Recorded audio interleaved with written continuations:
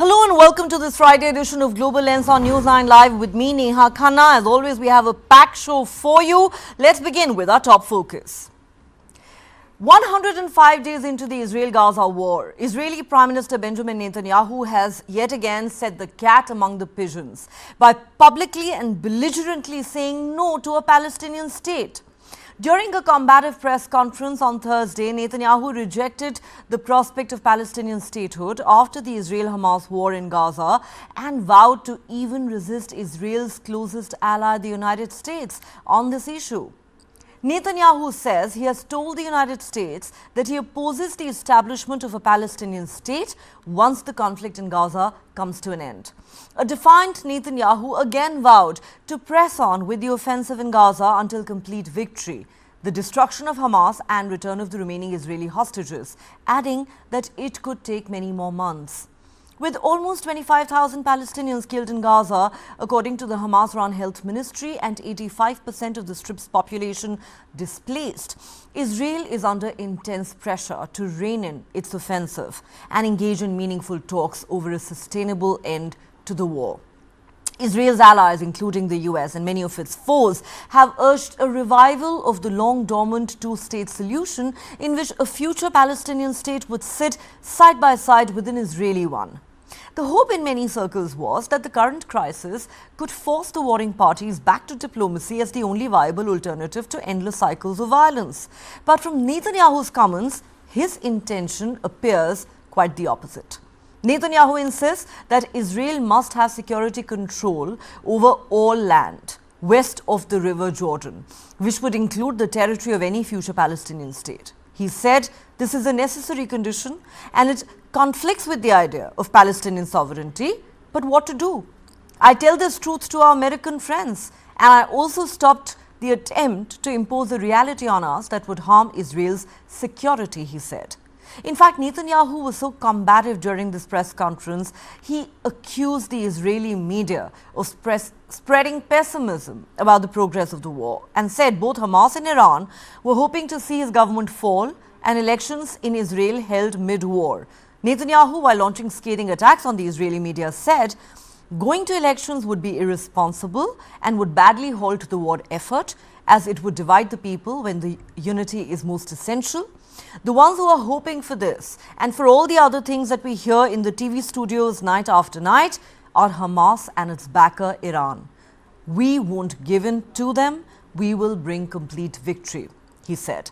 Following Netanyahu's latest comments, U.S. National Security Council spokesperson John Kirby acknowledged that the U.S. and Israel obviously see things differently. Not only that, U.S. State Department spokesperson Matthew Miller said there is no way to solve Israel's long-term security challenges in the region and the short-term challenges of rebuilding Gaza without the establishment of a Palestinian state.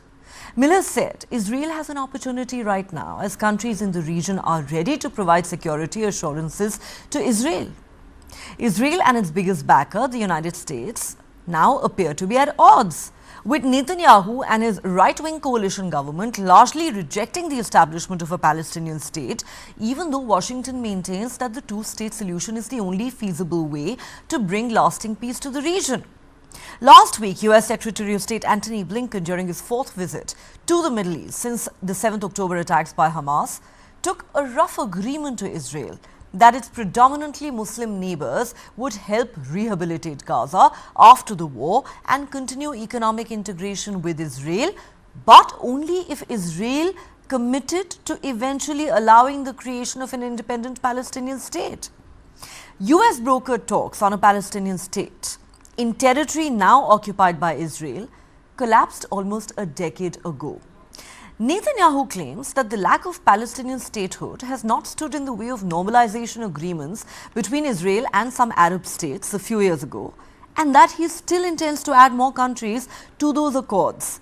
Netanyahu has spent much of his political career opposing Palestinian statehood, boasting just last month that he was actually proud to have prevented its establishment. But the very public rebuttal of Washington's diplomatic push and determination to stay the current military course show the chasm widening with Israel's Western allies. Since the October 7 attacks, The worst in Israel's history, when Hamas terrorists killed almost 1,200 Israelis and took some 240 hostage. The US has supported Israel's right to defend itself. But as the death toll in Gaza has grown and the scenes of horror there have abounded, Western governments have called for Israeli restraint. The White House has repeatedly tried to influence Israel's military policy, urging more precision-guided weapons rather than the blanket airstrikes, discouraging a ground offensive and calling for a two-state solution with a role for the Palestinian Authority in post-conflict Gaza. John Kirby has said the US has been exceedingly clear about what it wants Gaza to look like after the war. He said, "We want governance in Gaza that's representative of the aspirations of the Palestinian people, that they have a vote and a voice in what that looks like, and that there is no reoccupation of Gaza." Washington's advice has frequently fallen on deaf ears or been met by outright rejection, often publicly so, even during visits by Antony Blinken. That in turn has hardened frustration in some American circles over the Biden administration's apparent blanket support for Israel, with strident calls to put conditions on US aid to its Middle East ally. While the Israeli Prime Minister's latest comments will please his dwindling support base and the far-right ministers who prop up his government, they will dismay those at home and abroad who are increasingly horrified by the human cost of this war. Recent polls show most Israelis want Netanyahu to prioritize bringing the remaining hostages home over the potentially impossible aim of destroying Hamas. While the US maintains that its support for long-term ally Israel remains ironclad despite the disagreements, could the growing divergence of views begin to take a toll on the bilateral relationship? Interestingly, during the same press conference, when asked why Israel was satisfied with attacks on Iran's proxies rather than attacking Iran directly, Benjamin Netanyahu responded, "Who says we are not attacking Iran? We are attacking Iran." There are two stages to the fighting. The first is destroying the Hamas regiments. Those are their organized combat frameworks. Up until now, 16 or 17 out of 24 have been destroyed. After that, there is the stage of clearing the territory of militants. The first action is usually shorter, the second usually takes longer, and we deal with both things at the same time. We will not settle for less than complete victory. Complete victory requires the elimination of the terror leaders and the destruction of the military and governmental capabilities of Hamas. Complete victory requires the return of our hostages home. Complete victory requires that Gaza be demilitarized and under the full security control of Israel and Israel control over everything that enters Gaza. Those who talk about the day after Netanyahu are actually talking about the establishment of a Palestinian state with the Palestinian Authority. This is actually what they are saying. And I want to tell you, today is not the day after Netanyahu. It is the day after the majority of Israeli citizens. For 30 years, I have been very consistent. And I say a simple thing. This conflict is not about the absence of a state, a Palestinian state, but the existence of a state, a Jewish state. Therefore, I clarify that in any arrangement in the foreseeable future, with an accord or without an accord, the state of Israel must have security control over the entire territory west of the Jordan River. That's a necessary condition. It clashes with the principle of sovereignty. What can you do? I tell this truth to our American friends, and I also stop the attempt to impose a reality on us that would harm Israel's security. A prime minister in Israel should be able to say no, even to our best friends. Say no when necessary and say yes when possible. We do believe that this conflict, as all conflicts do, will end at some point, and that there needs to be a political path forward for the establishment of a Palestinian state. That is the only way, not just to answer the legitimate hopes, dreams, aspirations of the Palestinian people, but it is also, and this is critical, the only way to provide lasting security for the Israeli people. All right, so what should be made of this belligerent stance that's been taken by Benjamin Netanyahu? To put that into perspective, I'm joined on Global Lens tonight by Dr. Ido Zelkovitz, Head of Middle East Studies at the Yezreel Valley College in Haifa in Israel. Also with us, Ambassador Anil Trigunyat, former Indian diplomat and distinguished fellow at the VIF, and completing the panel is Professor Rajendra Harshe, international affairs expert. I'll go across to my panel in just a moment after this quick break.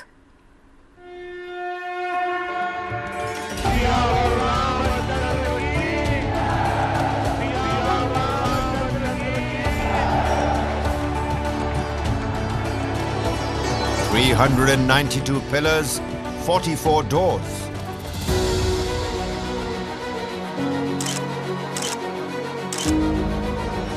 Prime Minister prays ahead of the big moment.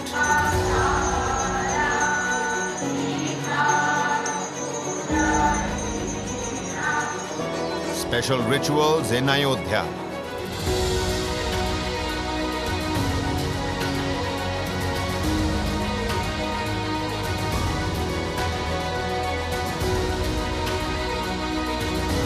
All eyes on Ram Lala.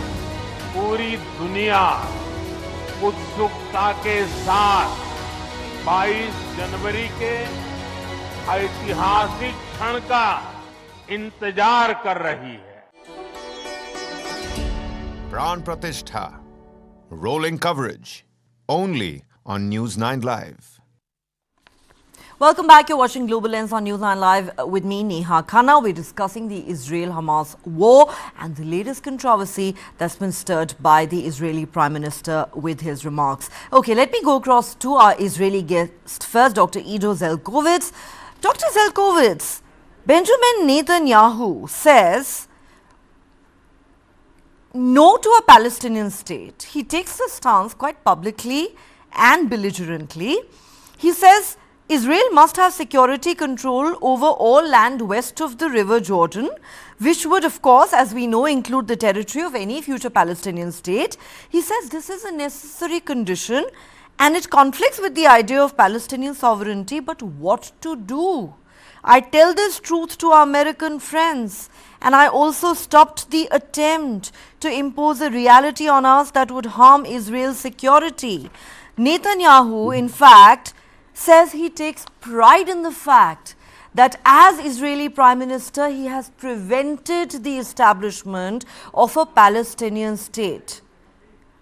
My question is simply this: how can Israel hope to achieve any kind of durable peace with the Palestinians if this is the stance that Israel is going to adopt, rejecting outright the very idea of a Palestinian state, something that is not even acceptable to Israel's closest ally, the United States? And with statements like this coming from none other than the Israeli premier himself, can you blame the Palestinians for being suspicious about Israel's motives, even as far as this war is concerned? Okay, so first of all, hello, I'm very happy to be here with you tonight.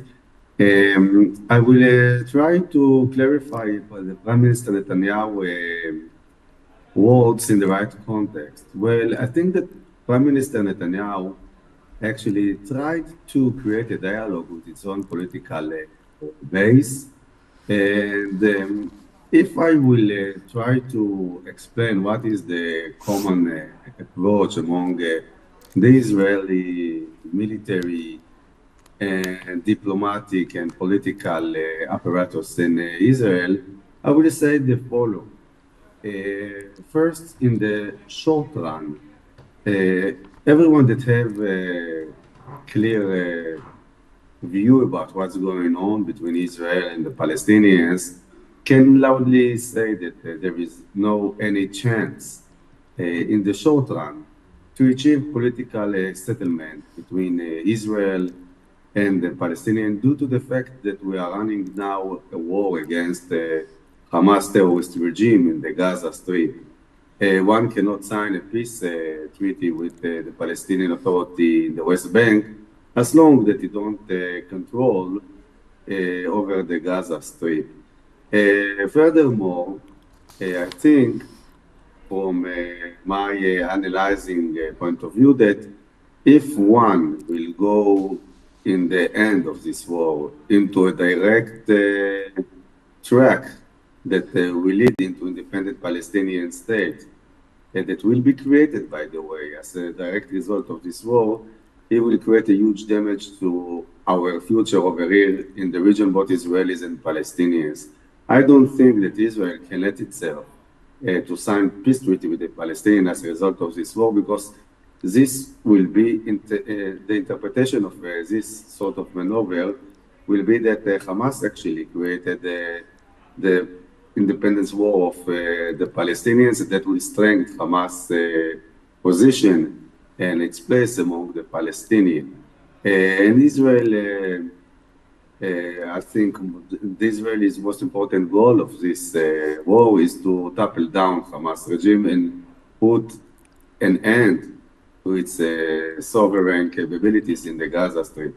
To the long run, I totally don't agree with Prime Minister Netanyahu words. I really do think that there is no other solution to our conflict in the region than the two-state solution, but we must be wise and see the reality with an open eyes.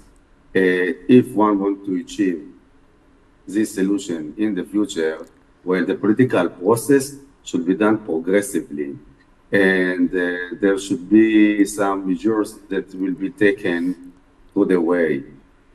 First and foremost, I think the first condition is to topple down Hamas regime.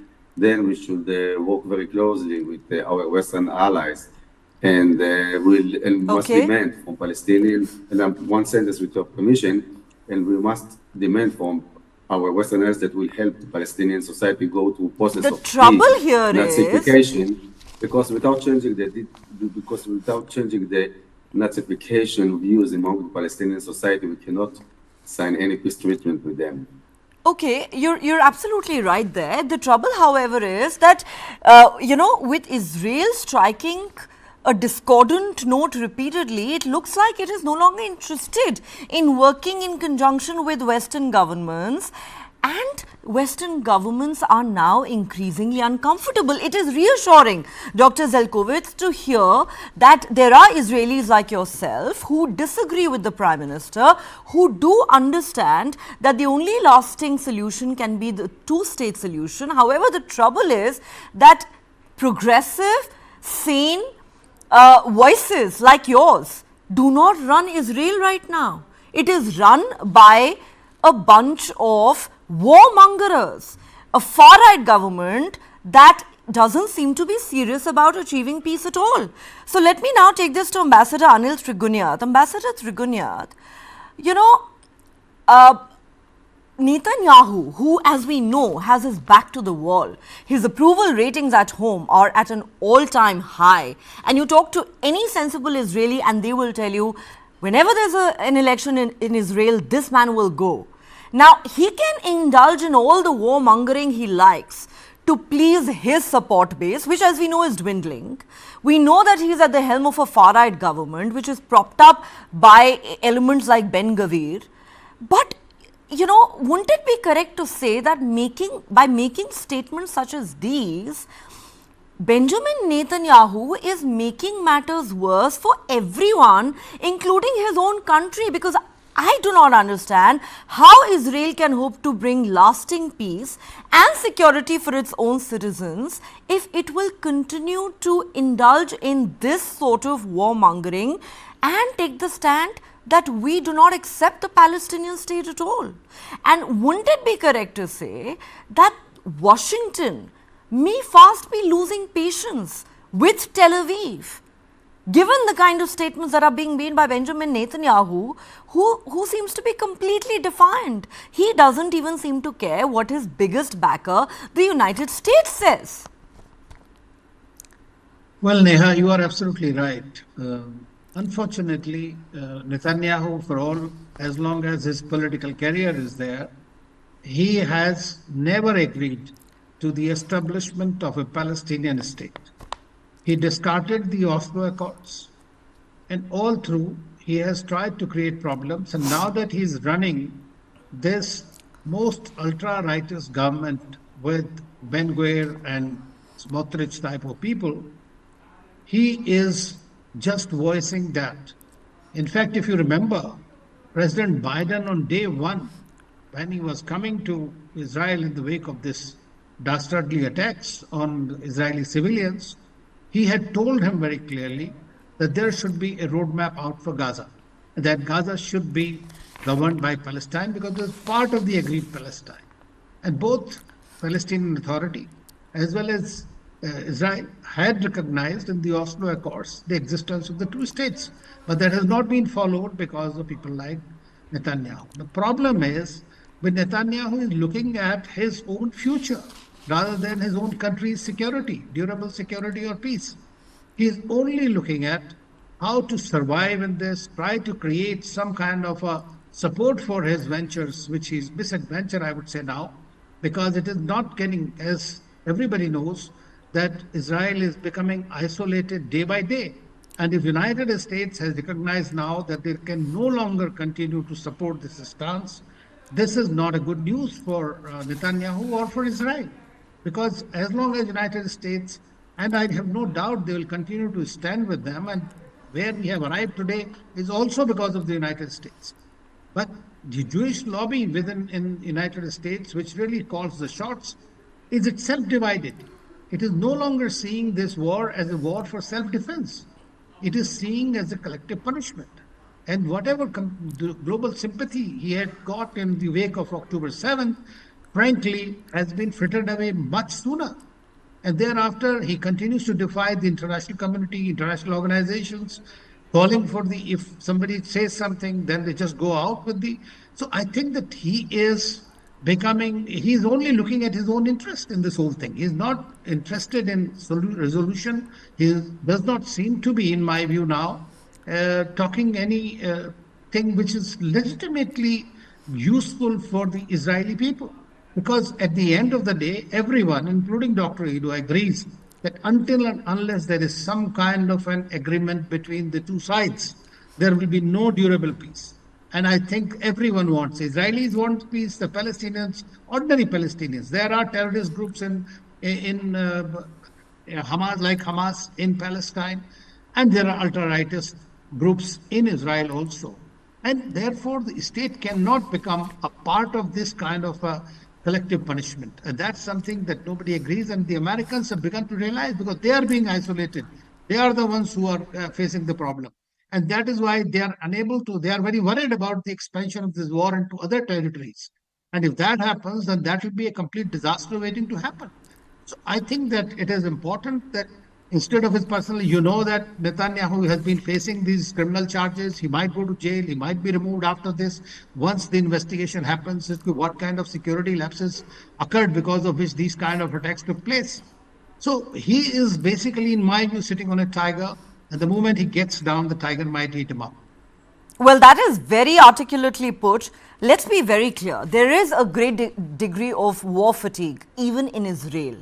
Like the ambassador said, everyone wants peace to return. The Palestinians want peace. So do the Israelis. And what a lot of Israelis are saying repeatedly is that the primary objective of the Israeli government should be to bring back the remaining hostages. And it would almost seem as if Prime Minister Netanyahu has lost sight of that objective as he continues to wage this war against Hamas. And what's happening now, as Ambassador Triguniat put very well, is that Netanyahu, who has his back to the wall, seems to be practicing a very cynical brand of politics. One that could cost, that is obviously costing the Palestinians dear, given that close to 25,000 of them are now dead, but it could also impose a very heavy cost on his own country. I will go across to Professor Rajendra Harshe after this very quick break.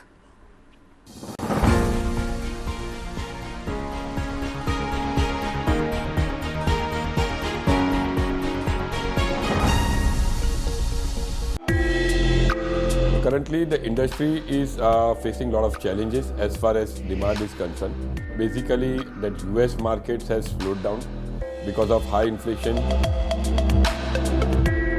So obviously, diamonds being a dream product, something which doesn't have a utility value or is seen as a luxury. So that obviously goes off your shopping list. That's the first item that will go off your shopping list, especially in recessionary trends. That lab-grown diamonds are not mined, and they do away with the entire mining. So they save up on all the environmental damage that is associated with mining, and of course, the mining cost, which is why they're even more affordable. People that is impacted by all these recessions are the artisans, are the people who work in this industry, right? But I think lab-grown diamond has allowed them to actually use their skills in the same product. This and more streaming on world's first news OTT, News 9+. Download now. It was my 14th birthday. On birthday, daughter waits for missing father. He was carrying a cake for his daughter. 49-year-old Birmingham-based Indian diplomat vanishes. He was grabbed and bundled into a car by 4 assailants. KLA claims responsibility. Demands Kashmiri separatists. Maqbool Bhatt's release. Goli maro, aur feck do. And within 3 days, they shot him dead. Abducted diplomat. Found murdered in Leicestershire. I said, who ordered to kill him? To me, he said, yes, I ordered it. And he never came home.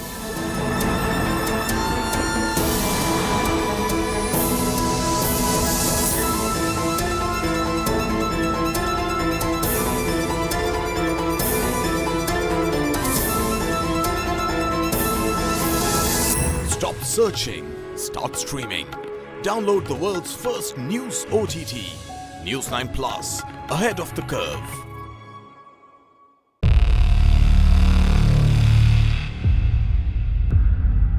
वर्ष 2070 तक Bharat net zero का लक्ष्य हासिल करेगा.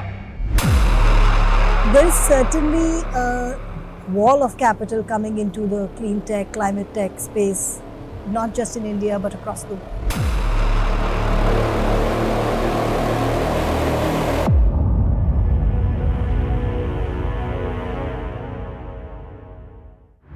This and more streaming on world's first news OTT, News 9+. Download now.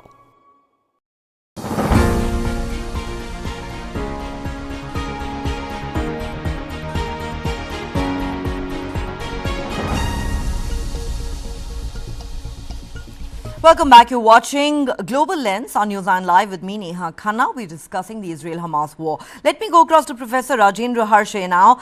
Professor Harshe, thanks for waiting patiently.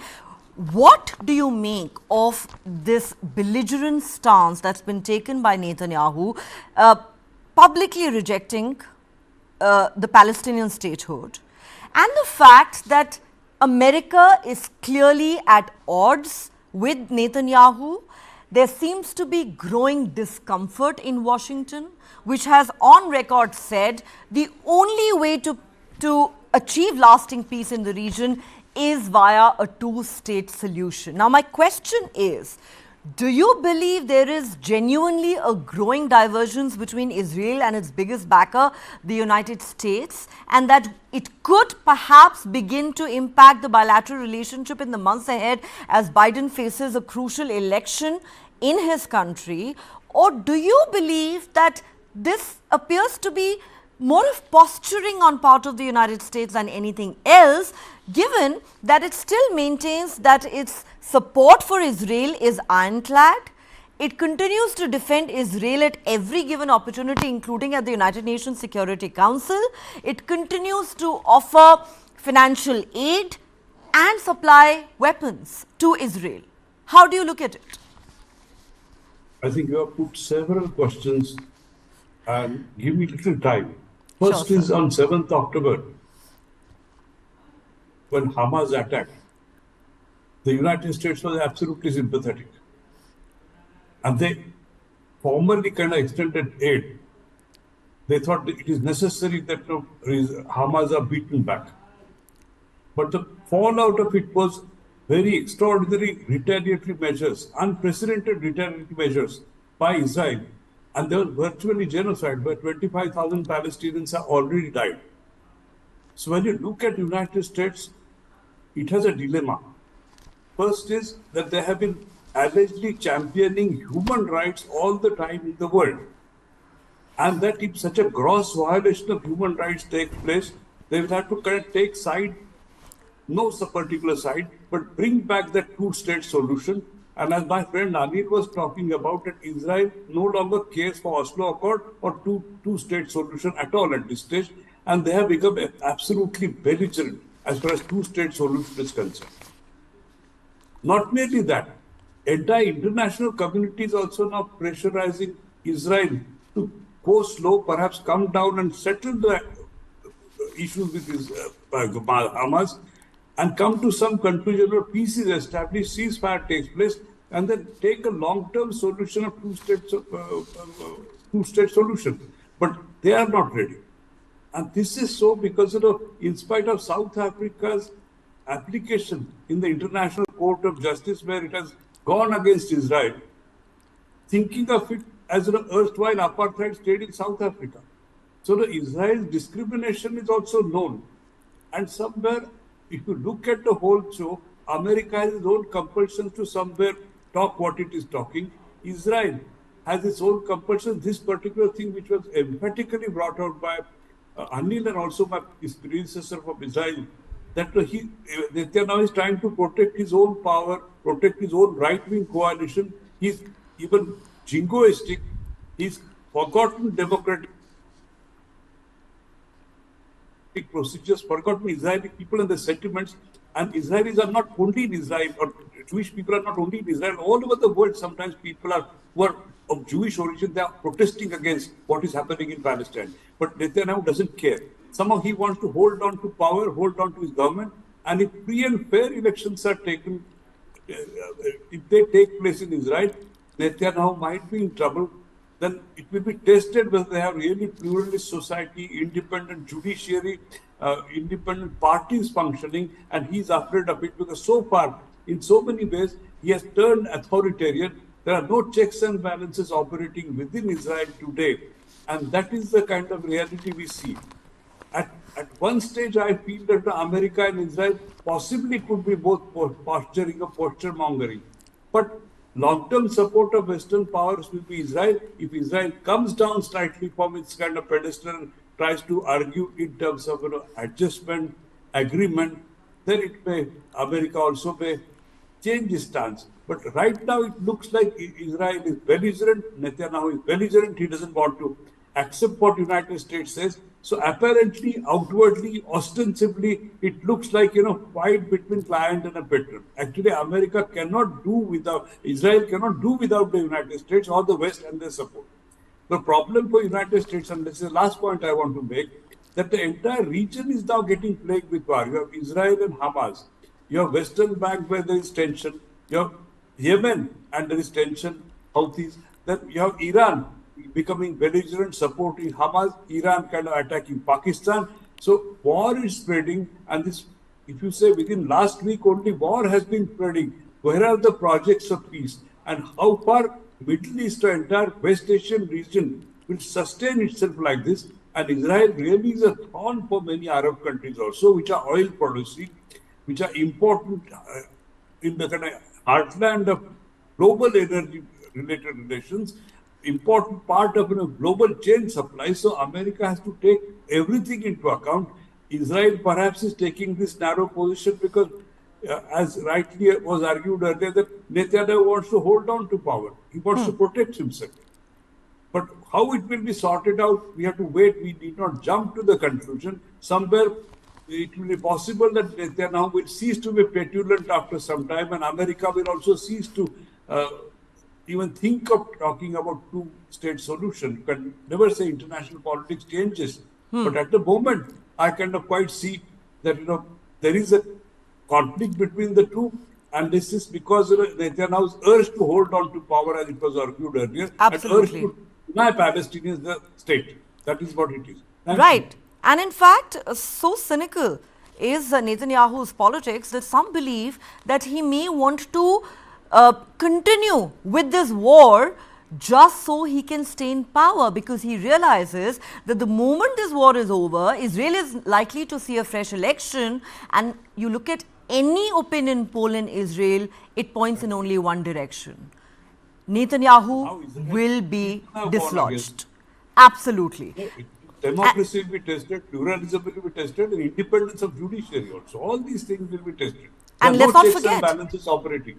let's not forget, this man has been at loggerheads even with the judiciary, and the Supreme Court recently overturned those very controversial judicial reforms that were introduced by his government. So let me go back to our Israeli guest, Dr. Ido Zelkovitz.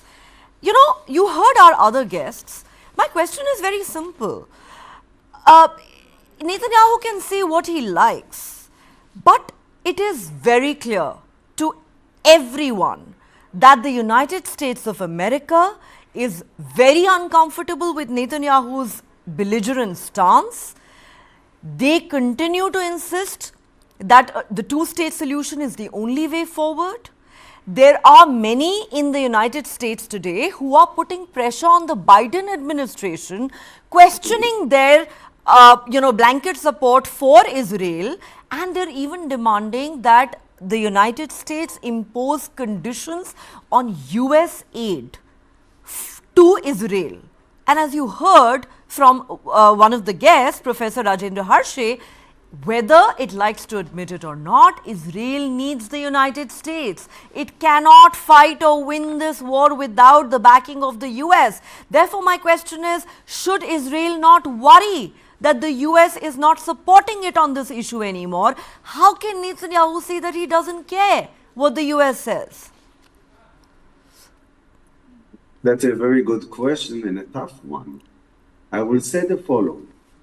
I think that in the end of the day, the mutual interests between Israel and the United States goes by far deeply more than about mutually agree about the future of the Israeli-Palestinian conflict. And I don't take the US aid and the US support very lightly, but I think that the alliance between Israel and the United States of America goes by far more deeper than that. That's an historical connection that's based on our mutual shared values. And as all of you know, with all of the difficulties that we have in Israel, such as you have your own political difficulties in India, in the end of the day, both of our great countries are democracies. And the people of India, just like the people of Israel, have the opportunity to decide who will lead them. I think that all of us should trust the smartness and the intelligence of our own people, that they will choose the right fate of their own destiny. Putting this aside, I will say also the following. In the end of the day, looking strategically about the situation right now in the Middle East, to the long run, like I said, Israel should find the right formula to create a separation between the two states. I cannot speak about a real peace between not just the state, about real peace between of the people in the short run. And like I said before, maybe the Biden administration have his own worldviews, and he tried to promote the two-state solution as a political prospect, because due to the fact that the President Biden is in front of a new political campaign, and he needs also to not ignore the fact that there are many Democrats who are very uncomfortable with the Biden administration's stance, and President Biden may have a very tough election to face, for all you know, against Donald Trump in November this year. Since I'm out of time, I'll quickly take closing comments from my other two panelists. Ambassador Trigunyat, one of the things that a combative Netanyahu said in that press conference, where he, by the way, also attacked the Israeli media, accusing them of spreading pessimism about the progress of the war. Trust politicians to shoot the messenger when things are not going their way. But one of the things that he said when asked why Israel is satisfied with attacks on Iran's proxies rather than attacking Iran directly, Netanyahu said, "Who says we are not attacking Iran? We are attacking Iran." What does that mean? Well, that has been not between Iran and Israel. There is this existential threat and competition that has been going on for decades now. And that is the real threat, actually. And they have been, Israelis have been doing it, Iranians have been doing it against Israeli assets. So that goes on. But Neha, in closing points, I want to just mention one thing that ironically, this war in which so many lives have been lost on both sides, might be an opportunity for working on a two-state solution or some arrangement sincerely. What Netanyahu is looking at, frankly, is the existing one. Existing is the currently Netanyahu or the Israelis control the security in the West Bank and in Palestine in the A, B, and C zones. In which C zone is where complete security is with the Israeli security forces, and B, it's a combination, and A is Ramallah and all area, which is controlled by the Palestinians. So what I'm, in my view, the arrangement he's looking to do is that control Gaza and make it into a zone D of the existing arrangement. But that won't be very lasting, and that will not be very good for Israel's own security, because this has failed in last 75 years. And I wonder that if the leadership continues in the same manner, that they are making Israel a bit more insecure. Fact of the matter is, I couldn't agree more with you, Ambassador Trigunyat, because Netanyahu is making things worse for everyone, including his own government. Last word to you, Professor Harshay. Closing comments, sir. You know, isn't Netanyahu also riling up the entire Arab world with his stance? And, you know, the question that will be asked is, how can you hope to achieve lasting peace by causing so much angst and outrage, not just amongst the Palestinians, but in multiple countries that you are surrounded by? Absolutely. Nothing could be kind of more, I agree with you entirely. In fact, the way he's kind of exciting Arab countries and the way he's talking instigatingly, all Arab countries will feel like uniting behind Palestinians, and so many other countries which are apparently neutral, they might also support, because this aggressive stance won't help anybody. An indefinite war with Gaza, in Gaza Strip and with Hamas, will lead to no solution. It will make Israel further insecure. More and also insecure leaders talk aggressively like this. So, you know, somewhere fellow Arab countries and Muslim countries around will be much more hostile than ever before to Israel, and their hostility will be understood by the world much more. So what actually Netanyahu is doing for Israel is absolutely counterproductive. No wonder. I'm reminded of it. Yes, sir, complete your thought. Somewhere I'm reminded of Hitler, that, you know, the boastfulness, the sudden aggression, the belligerence, it doesn't help anybody. And that is how it is going to be. The tensions, strong words.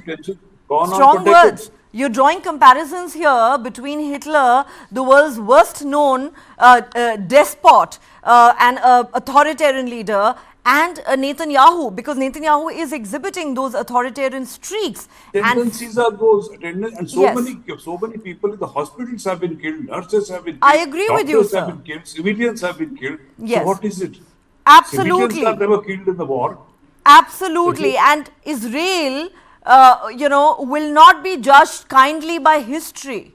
Israel, and the irony is that this is a nation that was the Jewish people are a people who were at the receiving end of a genocide during World War II, and today they are being accused of carrying out a genocide of the Palestinian people. We will leave it at that. Dr. Ijo Zelkovitz, Ambassador Anil Trigunyat, Professor Rajendra Harshay, thanks to all of you for joining me on Global Lens tonight.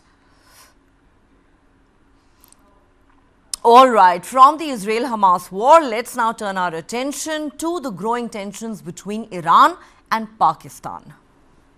Now, Pakistan's cabinet, led by caretaker Prime Minister Anwar ul Haq Kakkar, has decided to end the standoff with Iran. That is being reported by news agency Reuters, which has in fact quoted Pakistani broadcaster GeoTV. The decision includes re-establishing full diplomatic ties between the two countries. The move to restore diplomatic ties has been endorsed by Pakistan's cabinet during a meeting that was headed by the caretaker Prime Minister. Pakistan's Foreign Minister Jalil Abbas Jilani emphasized that Pakistan does not wish to escalate tensions with Iran. The statement came ahead of the cabinet meeting, indicating a diplomatic approach to address this situation. Well, for days now, many have been asking, just why did Iran attack Pakistan? This Iranian strike on Pakistan on Tuesday sent shockwaves through the Middle East and drew a rapid military retaliation from Pakistan. It also raised fears of greater regional turmoil and instability amidst the ongoing Israel-Hamas war.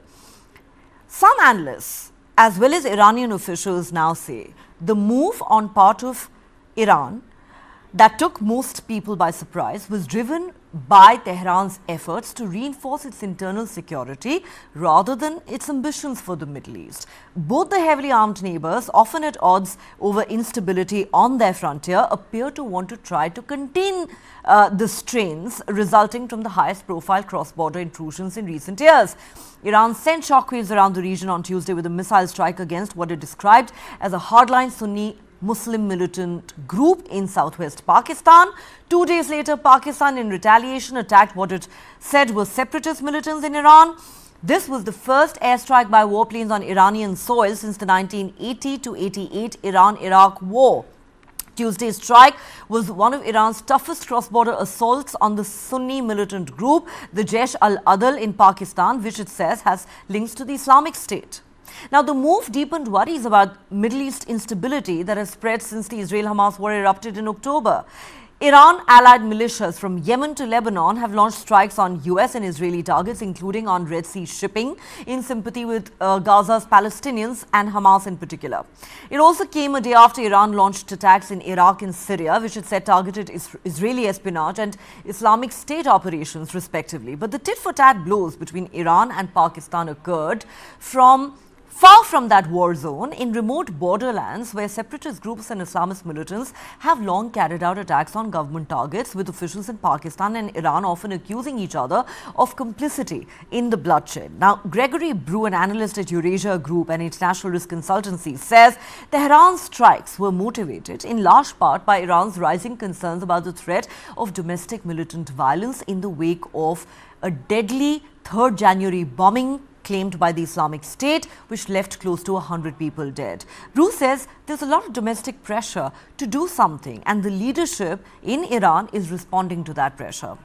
As we mentioned, of course, that decision has been reversed now, but Pakistan had recalled its ambassador from Iran in protest against what happened. Tehran then strongly condemned Pakistan's strike, saying civilians were killed, and summoned Pakistan's most senior diplomat in Iran to give an explanation.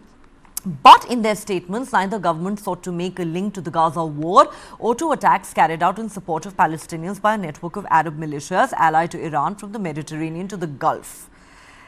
Iran, in fact, said in a statement that it considers the security of its people and its territorial integrity as a red line and expects friendly and brotherly Pakistan to prevent armed military bases on its soil. For Iran, analysts say the trigger for the flare-up was a devastating bomb attack on the 3rd of January that killed nearly 100 people at a ceremony in the southeastern city of Kerman to commemorate Commander Qasem Soleimani, who was killed by a US drone in 2020. Well, so will the two countries manage to normalize ties in the next few days? There are indications that is going to happen, with Pakistan now taking the decision to re-establish full diplomatic ties with Tehran. All right, let's now move on to our next story, which is about the French president's upcoming visit to India. French President Emmanuel Macron, who is coming on a 2-day state visit to India next week and will be the chief guest at the Republic Day function, is likely to visit Jaipur on the 25th of January. Now, sources have told News9 that the bilateral meeting between Prime Minister Narendra Modi and President Macron could be held in Jaipur. There's also a possibility of the two leaders holding a joint roadshow in Jaipur, though it is subject to a final confirmation by the French government. Next, Macron would head to Delhi for the Republic Day function. No big-ticket deals or announcements seem to be on the agenda this time. The visit is likely to be high on optics. Macron will be the 6th French president to be India's Republic Day chief guest, and this will be Macron's 3rd visit to India and 2nd state visit. This is also the 25th year of the India-French strategic partnership. Last year, on the 14th of July, Prime Minister Modi was the chief guest at the Bastille Day celebration. That's the French National Day. Earlier, there were reports that the US President Joe Biden had been invited to be the chief guest on India's Republic Day, but the invite was declined for undisclosed reasons.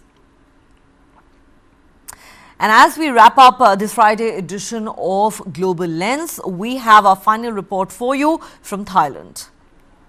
A Thai court has sentenced a man to a record 50 years in prison for insulting the monarchy in what is believed to be the toughest penalty ever imposed under the country's draconian lèse majesté law. 30-year-old Mongkol Thirakot, an online clothes vendor and political activist from northern Chiang Rai province, was originally sentenced in 2023 to 28 years in prison for some social media posts that were deemed damaging to the king. On Thursday, a court of appeal found Mongkol guilty of about a dozen more violations of the royal insult law and added 22 years to his sentence, according to the Thai lawyers for human rights. So we're talking about 50 years in prison for this man for quote-unquote insulting Thailand's monarchy. Now, Thailand has some of the world's strictest lèse majesté laws, and criticizing the king, queen or heir apparent can lead to a 15-year prison term for each sentence, which makes even talking about the royal family fraught with risk. Sentences for those convicted under Section 112 of Thailand's Criminal Code or lèse majesté law can be decades long, and hundreds of people have been prosecuted under this law in recent years. Mongkol was arrested in April 2021 over 27 posts he had made on Facebook during March and April that year. A criminal court found him guilty of 14 violations of this law. It is not clear what the content of the post contained. The court, while extending his jail term to 50 years, told Mongkol that his sentence had been reduced by a third due to his cooperation during proceedings.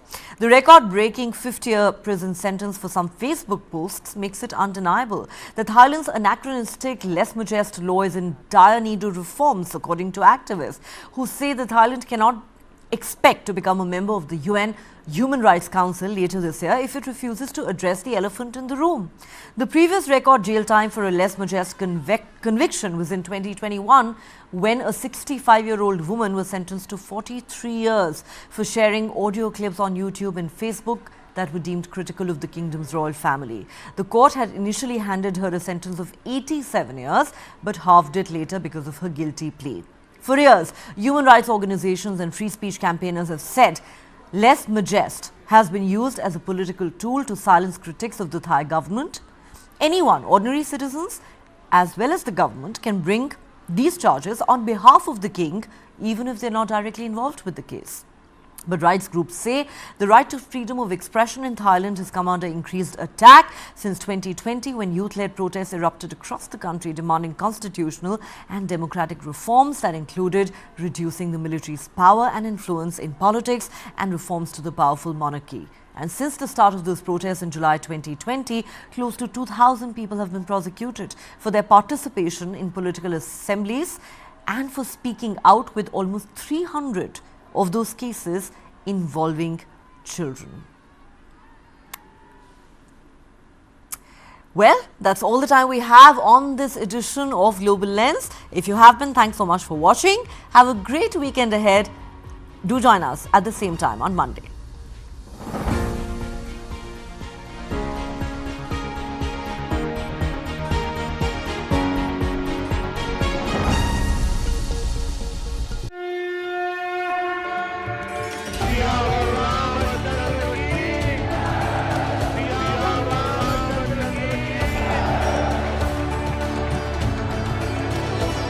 $392 pillars, 44 doors.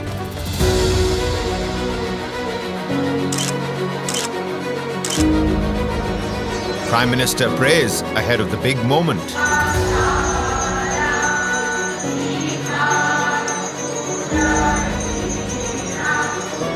Special rituals in Ayodhya.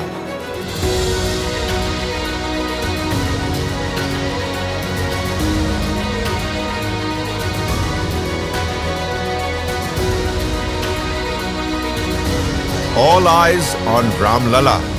पूरी दुनिया उत्सुकता के साथ 22 जनवरी के ऐतिहासिक क्षण का इंतजार कर रही है. Pran Pratishtha. Rolling coverage. Only on News 9 Live.